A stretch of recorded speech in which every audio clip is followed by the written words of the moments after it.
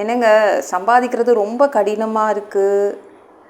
என்ன எதுவுமே செய்ய முடியல. நான் நினச்சதெல்லாம் செய்ய முடியல. எதையும் என் வாழ்க்கையில் சரி பண்ண முடியல. வாழ்கிறது ரொம்ப கடினமாக இருக்குது. தேவன் இரக்கம் செய்தால்தான் நான் வாழ முடியும். இயேசு வந்து தான் ஆகணும்.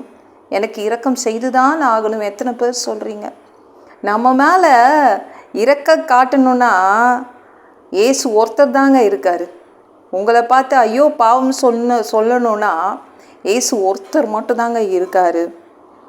நமக்குன்னு ஏதாவது செய்யணுன்னா இயேசு மட்டும்தான் இருக்கார். ஞாபகம் வச்சுக்கோங்க. இதுதான் நம்ம மனசுக்குள்ளே எப்பவும் இருக்கணும். மனிதர்களெல்லாம் கொஞ்ச நாள் தான் அப்படியே பாதியில் போயிடுவாங்க. ஆனால் தேவன் அப்படி கிடையாது.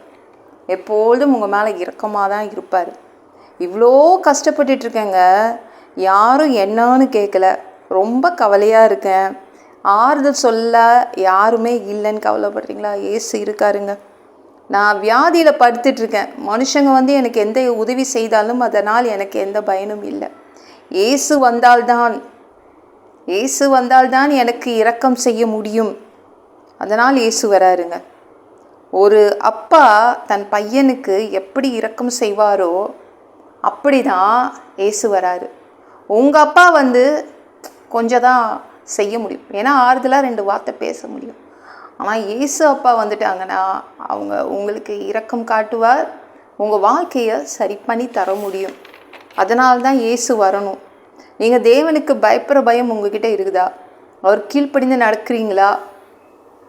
இது அவருக்கு பிடிக்கும், இது அவருக்கு பிடிக்காதுன்னு பார்த்து நடக்கிறீங்களா? அப்போ கண்டிப்பாக இரக்கம் பெற்றுக்கொள்வீங்க.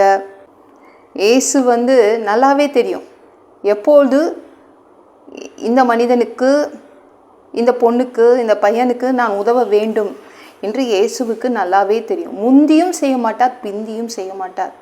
முந்தியே செய்து வச்சிட மாட்டார், ரொம்ப பிந்தி காலம் தாழ்த்தியும் செய்ய மாட்டார். கரெக்டான டைமில் செய்துருவாருங்க. நம்ம இயேசு அப்படி தான். இரக்கம் உங்களுக்கு கிடைக்கும். அது கரெக்டான டைமில் உங்களுக்கு தேவன் இறங்குவார்.